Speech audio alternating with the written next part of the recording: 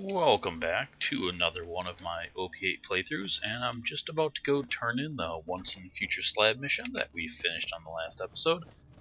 And today I'm going to kind of continue that topic, but get to the real meat of what we were talking about last time, and actually talk about scaling. And I'll take that for cash. I got no idea how to get past a door that The scaling has... Actually, I'm going to wait till they're done talking here. Get to the City of Opportunity. To breach the final door to my chambers, you'll need to be Jack. That means passing a bioscan and speaking a password in his voice. If you can kill one of Jack's body doubles in Opportunity, I can get you through that door.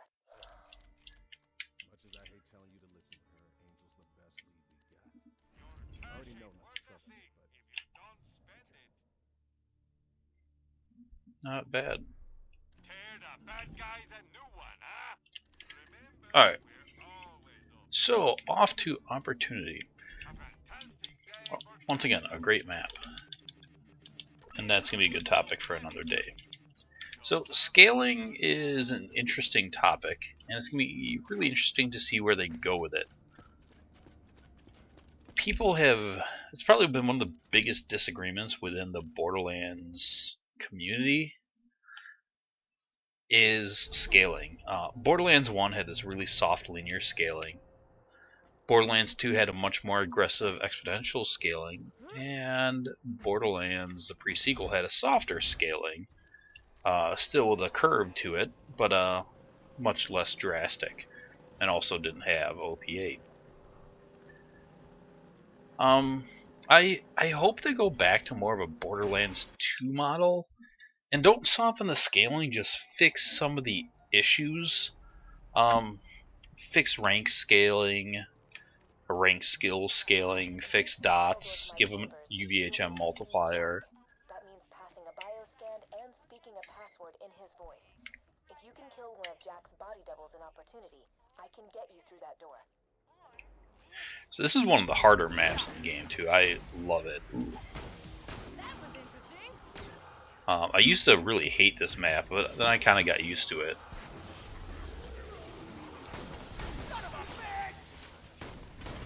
You can get hit pretty hard, get surprised by enemies. Wrong gun. Also wrong gun. God damn it, game.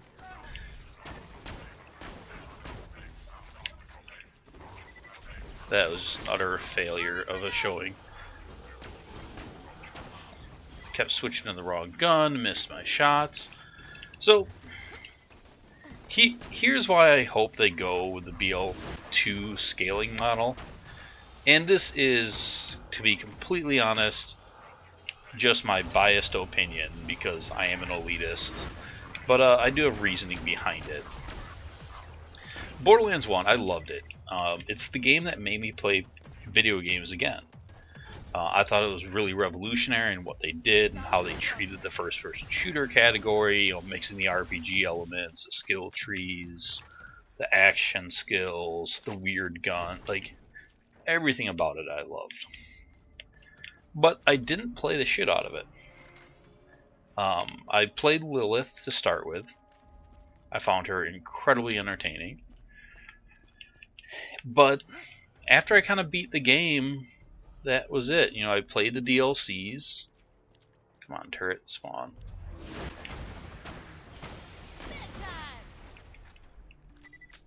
And then that was about it. I didn't go crazy after that. Switch to some Becca action here.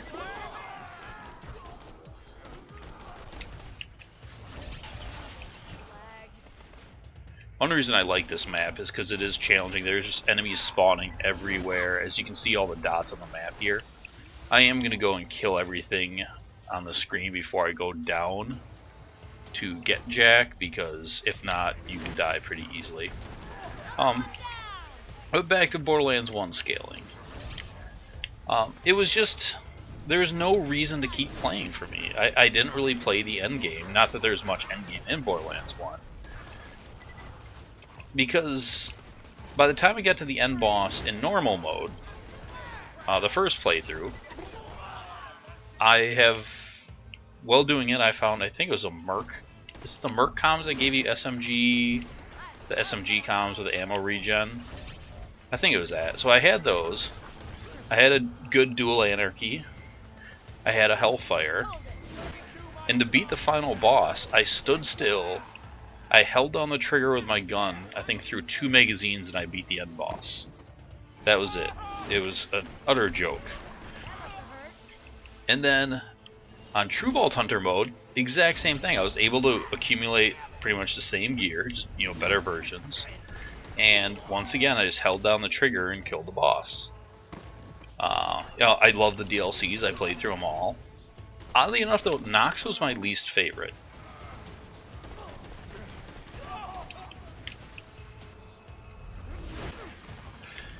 And basically because all the driving just ruined it for me.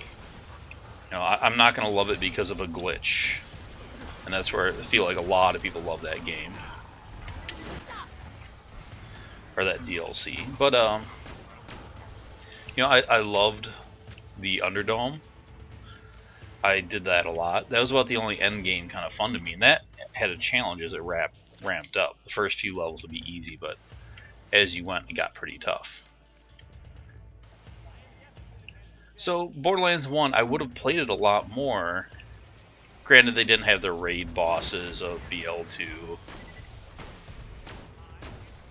I hate turrets. Really? That thing's just in a terrible position. My pimp isn't really pimping it. Usually these things aren't all out like this. Oh shit.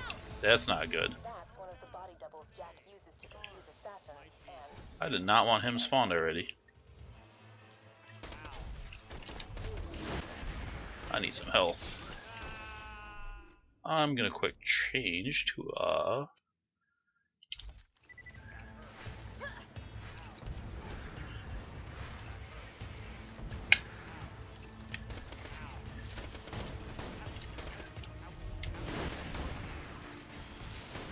the pocket watch. and there, that's him. Echoes his biosignature. That pocket watch also records audio.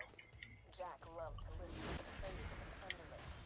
We need to Aren't create a they voice slagging? modulator so you can speak in Jack's voice. Get to an info kiosk. The other reason I hate those turrets is because I typically don't mind health regen, but they have such little health pools, and regen isn't percentage based on enemies, it's flat, so they have incredibly fast regen compared to their health. Alright, so now that all that is dead, switch back to my Quasar, because I had nothing to phase lock there.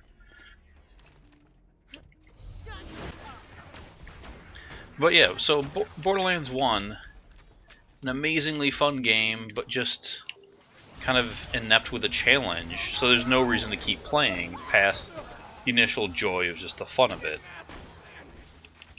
Because to me, if there's no challenge, what's the point of endgame? I don't want to run around just wrecking and destroying stuff.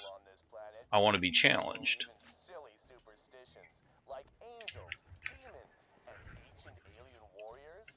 We like to call them bandits. Yes, this is going to work. If I get a few more samples of Jack's voice. Oh, that guy's got a shock pistol too. I'm not gonna like that. Samples from the other info kiosks.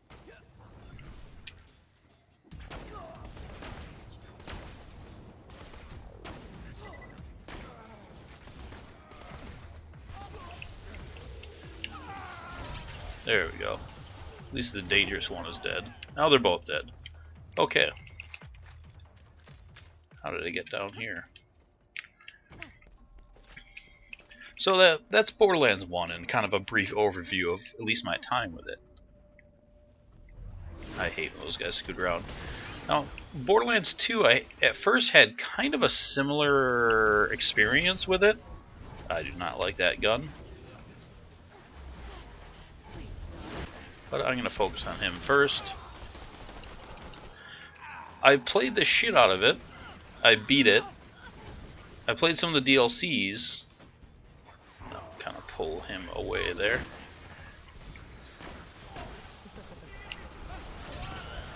There's a lot of shit going on there. Oh, there's an ulti too. I'm just going to kind of back down here. until phase lock is up and I'm ready to deal with them.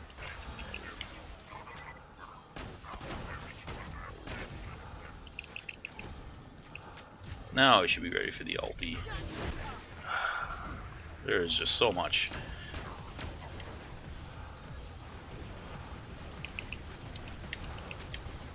Where is that guy? That's just a warloader. I thought I saw an ulti over there. Yep, hello. And that surveyor is going to annoy the piss out of me too.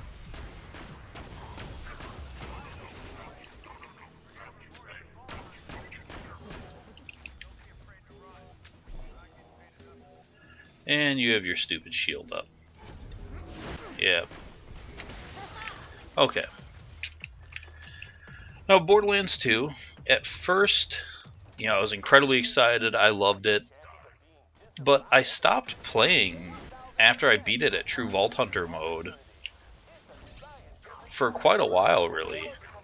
I beat it first with Maya and a co-op playthrough. And then I did some solo stuff. I started with an Axton, and then kind of got him up to True Vault Hunter mode. Then Gage came out, and I started playing her. I'm gonna go take care of these guys, because I don't like these red dots floating around here. What the hell?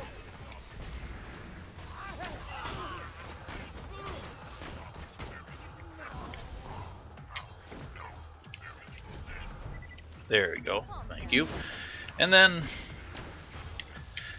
so I got some of them up to 50, and that was kind of it. I didn't do all the characters, and I just kind of stopped. I just had no desire to play anymore. I didn't have a desire to go get the most perfect gear and min-max everything, because the game was just easy with the gear I found just playing the game. There's no reason to do it. True Vault Hunter mode it was alright. I mean, I still like the game, but it didn't drive me to keep playing it because there's no challenge to it. And then UVHM came out, and holy crap. When I first started playing UVHM, it absolutely kicked my ass. And I just kept coming back for more. And even as I got good at it, all of a sudden there was a reason to get better. And there's a reason to try harder. And that's why I like the difficulty. It gives me a reason to do it. I wouldn't have tried to learn all this in the game and min-max all this if there's no challenge to it. And this is kind of where the pre-sequel also failed. They scaled down the scaling, and although they made the badasses hard in UVHM, all the regular enemies, they didn't really get any kind of buff except for shields, but then there's a lot of things like Kragans and other enemies that don't really have shields, and all those enemies are just extreme pushovers.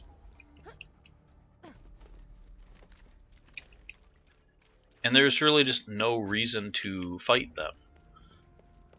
Go this way. They just died to a stiff breeze. So that's kind of why I haven't been playing the pre-sequels much anymore. You know, they put out the UVHM patches, but it wasn't that hard, and the lack of OP levels also didn't help, especially with the massive amount of skills they gave you. I think they overdid the skills in that compared to the difficulty. And part of what's balancing skills is skills versus difficulty. This is why linear scaling, I think, was such a failure of BL1. In my opinion, I know people are going to disagree with me. That's cool. You know, at every level you get skills, and you get way better with your skills. You get more damage, you get more survival. If you don't increase the difficulty to compensate for that, the game just becomes a pushover. I mean, even look at this OP8 playthrough for me. It's been pretty easy. And I don't want to get less skills, because skills are what makes this game unique. Like, I think skills are as much as part of the formula as the loot. Phase lock.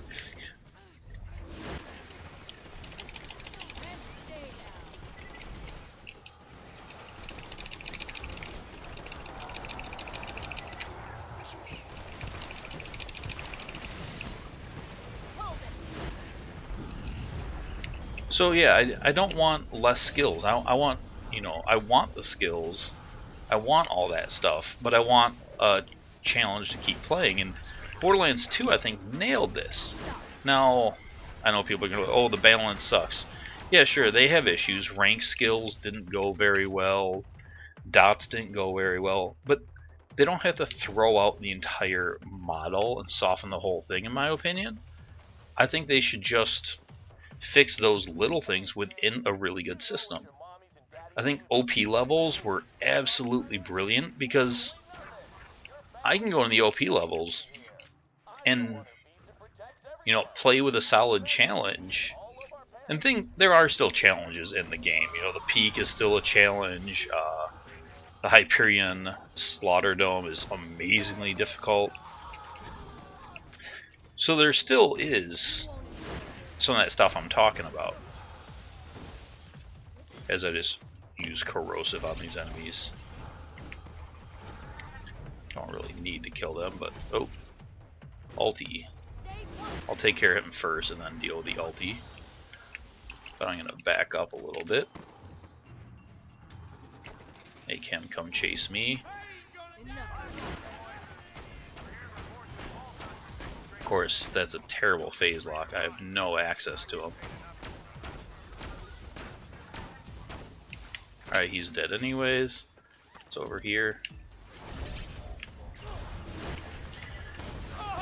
So yeah, the OP levels I thought were really brilliant because if you just OP 0 with all the skills, to me was almost back to like TVHM difficulties. But if you didn't quite think so, you could always bring OP8 gear, OP5 gear into that, and then you really can kind of set your own difficulty. Abadiviak, I think I mentioned him in another video, but he talks about this a lot, and he does this a lot to kind of meet how he wants to play. He likes to do a lot of allegiance runs and things like that, and he'll really customize his gear. Like, I'll go, alright, I want to play this at OP, let's say if he's playing at OP0, he might have some OP0 stuff, he might have some OP3 stuff, some OP5 stuff.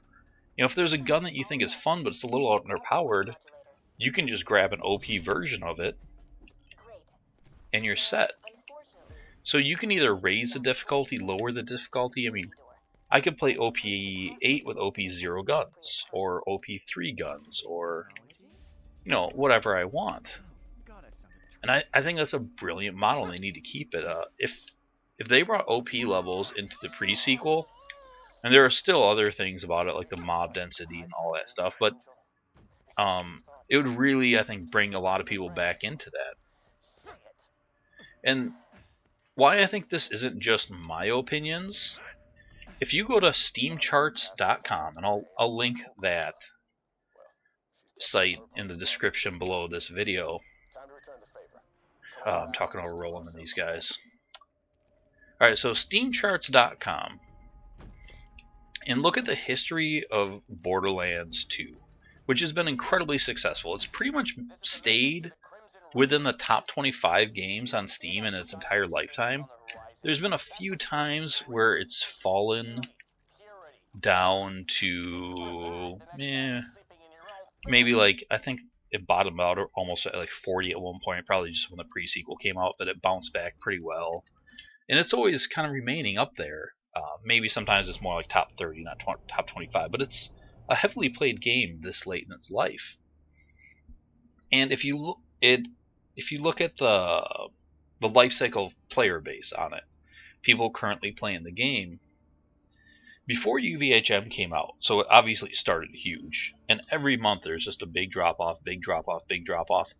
And when a DLC came out, like Scarlet's DLC, it still had a drop off that month. It's just the drop off was softer. Now, once UVHM released, it had a huge spike, and they would still have drop offs and ups and downs. But once UVHM came out, every time they released anything, a Headhunter pack, a DLC, a character, there was a massive spike in gameplay that would last for a couple of months before it kind of dropped down to regular, and then it would boost back up again. And you saw a completely different way of the game going. And it's had massive spikes ever since then. Steam sales and whatnot. A bunch of reasons to spike it, but pre-UVHM, it just lost and lost and lost. And it was getting down to a pretty low point, and UVHM completely revitalized the game. And there's actually numbers to back up my theory there. It's not just me saying, I like difficulty, screw you casuals. I think a lot of people like difficulty, because if UVHM's balancing of the game was so bad for Borderlands 2, why is it still being played so heavily now? And why did it get massive spikes post UVHM? Why didn't it get like maybe a spike when UVHM came out but then quickly dropped because it was so terrible? People like a challenge. This is just human nature. We thrive under challenges because we want to improve and get better. I don't know if everyone watching this played sports growing up and stuff like that. I did. And I never tried to guard the worst player. I always wanted to match up against the best player. I wanted to defend the best player, and I wanted the best defender to defend me. Because I wanted to get better. I never wanted to play a crappy competition. And one of the sports I played was soccer. And this was actually a downfall of our team. We were awesome in middle school, just slaughtered everyone. But we kept playing in like these kind of casual leagues where all the other teams that were in our conference during the summers, they were playing in like competitive leagues, and all of a sudden we're just falling way behind. We're nowhere near as good because we went out in this shitty league and we were beating teams like 10-0, and just it was a joke. But we didn't become better by playing bad competition, where all of our other teams did. And, I really learned that lesson, and I played sports into my adult life, and recently I've kind of quit as I'm getting a little older here. But that's always been like my thing. I've always went after the best player because I want to be the best, and you can't be the best unless you go up against the best. I even once had a chance to play against Beasley, who, if you guys know soccer, is played on our World Cup teams, and holy crap, that dude smoked me. But once I saw him, I'm like, holy crap, that's DeMarcus Beasley. I'm gonna try to guard him. I wasn't scared of it. I was excited to attempt to do that. And one time I took the ball from him, and I felt like a fucking pimp. But then the next time he turned on me, and before I could blink, he was 20 yards downfield because he is fast as fuck. But difficulty is good and people like it. So I think Gearbox should go back to the Borderlands 2 model of scaling, but just address the issues of rank, damage skills. If you guys do a big jump in UVHM, give them the ×4 multiplier like Krieg's skills got, because Krieg's skills scaled pretty well. Just figure out a way to make them scale, and that will be fine. The same thing with dots. Just give dots that UVHM multiplier or OP level multiplier if need be, or what they need to do to make them scale. But don't dumb the game down and make it easier. It doesn't work. My other kind of data point is I stand around saying, sure, I should go turn this in. Well, that'll make them talk, so no, I'm just going to stand around here and talk. So deal with it.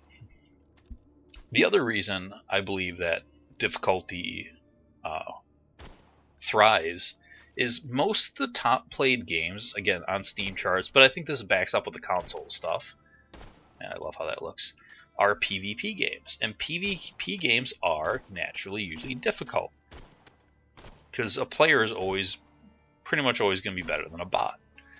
So PvP games thrive because you have that competition level. So make Borderlands difficult.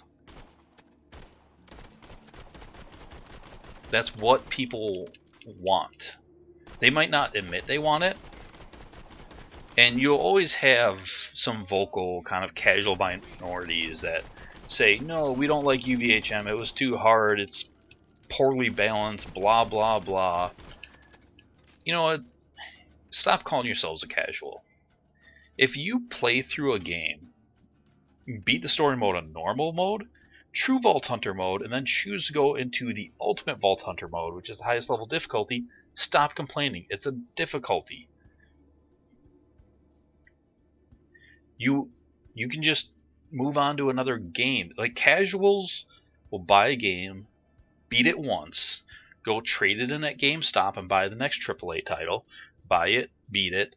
They might hold on to it a little bit to try to get the achievement trophies, which achievements are kind of BS, not really difficult anyways, just tedious.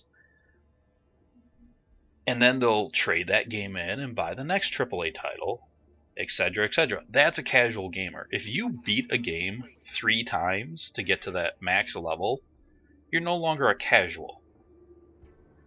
You might just be a crappy gamer, but you're not a casual. So I reject the whole theory of, oh, it ruins it for casuals.